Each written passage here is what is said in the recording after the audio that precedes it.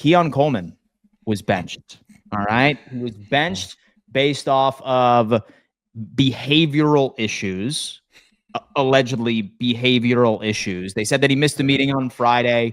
We ultimately ended up hearing the post-game presser from him. He was talking about how we already know what happened. He doesn't believe that he's not getting a message. He's got to be better.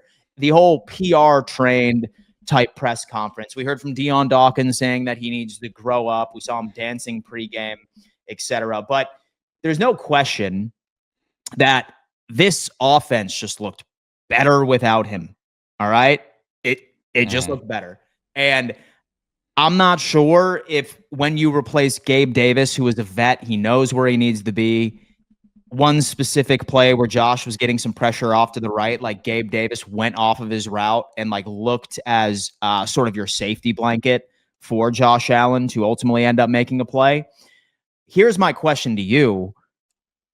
If you're Joe Brady right now and you saw how this offense operated without Keon Coleman on the field, saw an increase in targets on Terrell Shavers, would you put Keon Coleman out for the rest of the season, barring some crazy injury where you had to? No. I wouldn't. I still think Keon Coleman has some upside to him, and it can help this offense. Here's my thoughts about the whole Keon situation. Look, man, has he underperformed? Yes. Like, year two, we're expecting better from Keon Coleman. Year one, I think we gave him a pass. It was deserved.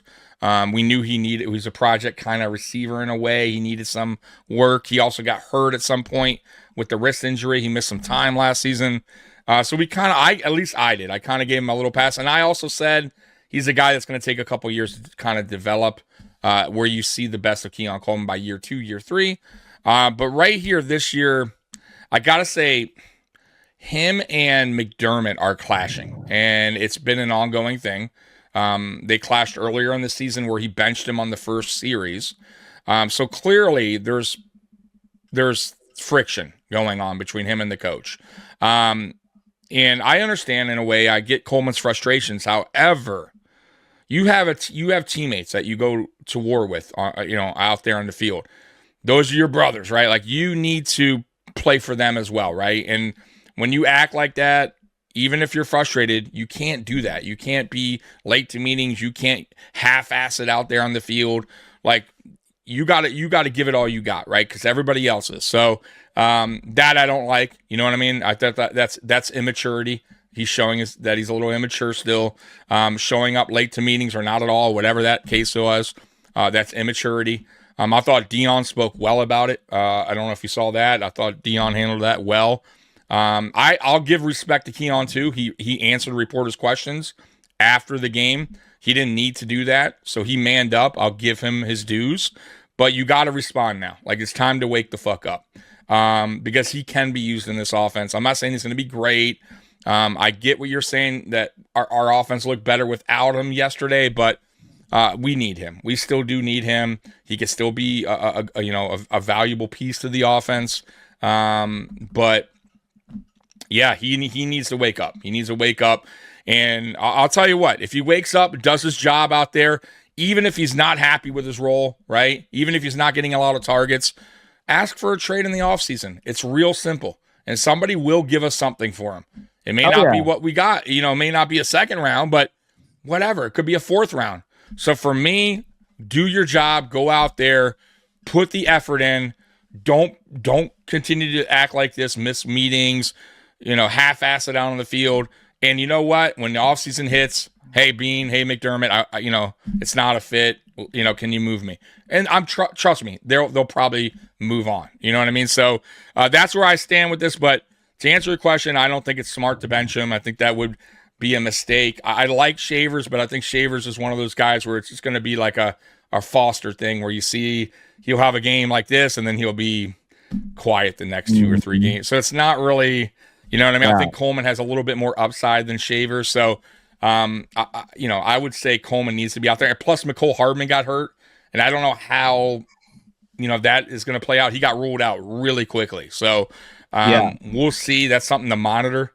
But yeah, dude, no, they're not going to do that, and it would be a mistake. I'll tell you why too. If they are going to trade him, you go ahead and bench him for the rest of the season. You're not going to get shit for him. Like his trade value is going to go even lower. So you got to put him out there. You know what I mean? That's how I see it.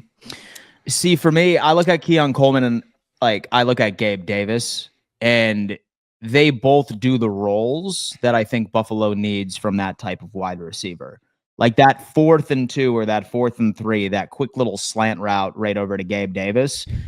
That is something that you want to see from Keon Coleman. With Joe Brady was really trying to make him the go ball guy, like for some odd reason, for half of the season by itself. Yeah. So when I hear Shavers is the Keon Coleman replacement, no, we saw the Keon Coleman replacement out on the field yesterday, and that was Gabe Davis. Gabe played the Keon Coleman role. That's exactly what it was. And I do feel like Josh has better chemistry with Gabe Davis. Oh, dude, 1,000. You saw it yesterday. 1,000%. So you're right in what you're saying about Gabe, by the way. I think if Gabe can stay healthy to continue the season, because that's a big deal, right? We don't know yet, right? Because you know how this goes with injuries in the Buffalo Bills. So if he can stay healthy, I do think he'll start taking snaps away from Keon Coleman, right? Yeah. But I still don't think Keon Coleman's going to be like an inactive, week-to-week scratch. I just don't see that happening. But I do see Gabe taking more of his snap counts away. Absolutely. Allen and Gabe Davis, once again, like you said, they have that chemistry down. They have, they have history together, right? So they know what each other's thinking, where they're going to be especially on scramble drills. So yeah, definitely I see Gabe taking more snaps as the season goes on. And so I want to be able to give Shaver some credit as well. He played well. He played very, very well. But what I feel like people need to understand is while Josh Palmer, who had a great 3rd down conversion, we don't talk about that a lot. He had somewhat of a limited role, was his first game back coming off of injury, but a great play from him there. When you have 2 wide receivers, number 1 in Palmer, who is a route running threat, right? He is a route running threat. Yeah, he's good. Yeah, that's a strong suit. Yeah. So ultimately, that's going to create other opportunities for guys like Shavers. That's going to do it. Then you end up incorporating Gabe Davis, who ended up making a couple of pretty big plays that threw the Tampa Bay Buccaneers defense for a loop, right? Because then they're okay, you have somebody that's filling in that Keon Coleman role a bit more efficiently. Have to watch out for Palmer. He's on the outside. He's doing pretty good against man coverage. So for me, I'm interested to see how they end up collectively putting together this wide receiving room and who's going to be getting the share of targets moving forward. Because my first initial thought is, why fix what's not broken, right? Yeah. Why fix what's not broken? You just rolled out a core that had Gabe Davis and Mecole Hardman. I know we're mad at him for the muff punt. I'm not even. It is what it is. I think he was just trying too much and trying to show something. But yeah, you can't do that. Go ahead. With Josh Palmer on the outside, it's increasingly difficult for me to look at this roster and just be all right, I think we're going to go back into what wasn't working for the past couple of weeks and expect the same thing. I'm probably on the same page as you. I think Keon Coleman will be active versus Houston on Thursday. Mm-hmm. I still think Gabe's going to be elevated, though. I do too. He's going to be. I do too. You can't make that. You can't do that. Yeah, right. You need all hands on deck because we're going up against the best secondary in the NFL. They are quite literally the best secondary in the NFL by a large margin. Yeah, they're a really good defense. I think they're actually number 1 in the league. I believe. Yeah, or they're up there. But I'll tell you what. When we're not even talking about Kincaid yet. When Kincaid returns, this offense can really look. I would say this about Hardman. That's something to monitor because I love that they took a shot with him downfield really quickly in that game. Yeah. And that guy just got here. I mean, just got here, right? Yeah. And dude is fast. So That's one thing that we don't have if he's gone. Like, I don't know how long he's gone for, or if that, but we don't really have an over the top guy. I would say Gabe might be it, but right now, not now, because he's still kind of working his way back, and he's probably testing out his knee still, and all this is kind of, you know what I mean? So I don't know if he's going to be that what he was when we had him, where he was taking, everything. He was our deep threat basically when he was here for those years he was here, right? But right now, that's not going to be his role. At least I don't see it until he gets more comfortable playing with his knee, out there with his knee and all that. But the question is, who's going to be that guy now? If Hardman is out for whatever, week to week, like, who's our over-the-top guy? Do they now bring in more, even though we haven't really used him in that, sense of the over-the-top? Is it Curtis Samuel? We haven't really done that with him either.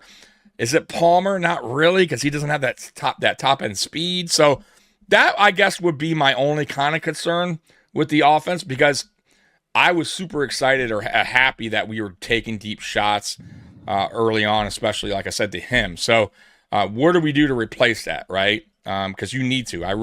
You can't take that away moving forward. You really can't. So that's something to keep an eye on. It really is, to see what happens with Harmon and who they fill in. Like, who replaces him for that over the top. Shavers, by the way, he could be that. He could. I've noticed in preseason we used him he was the over the top guy, and he did well. He did well with Mitch Trubisky actually playing that role. You saw yesterday, and I'll give him a lot of credit for this, when the play broke down and Allen did his masterpiece out there where he avoided getting sacked, bought time. Shavers stayed in the play, right? So he stayed in the play. He read what Allen was reading, and Allen hit him deep. It was a perfect play by both Allen and Shavers. So credit to Shavers, who hasn't seen a lot of NFL time. He hasn't played with Josh Allen for a long time. So that's a positive sign. That really is. I'm not saying Shavers is the guy, the answer, but that's good to see. And maybe he can be that guy if Hardman's out. I'm just throwing that out there. Mm-hmm. Yeah. Well, folks, listen, it was a 44-point demonstration from this Buffalo Bills offense. And shout out to our good friends over on Sleeper. Folks, I was a big winner yesterday. Not particularly on the Bills game. I betted on the Denver Broncos and the Kansas City Chiefs matchup. I knew that this was going to be a low-scoring game. Same thing with the LA Rams and the Seattle Seahawks, by being able to take some of the unders on some of their key players. You can be a big winner on Sleeper, folks. As long as you end up downloading it, you get a free $20 just for signing up. That is a risk-free parlay that you could put together. On top of that, they are matching 100% of your first deposit all the way up to $100.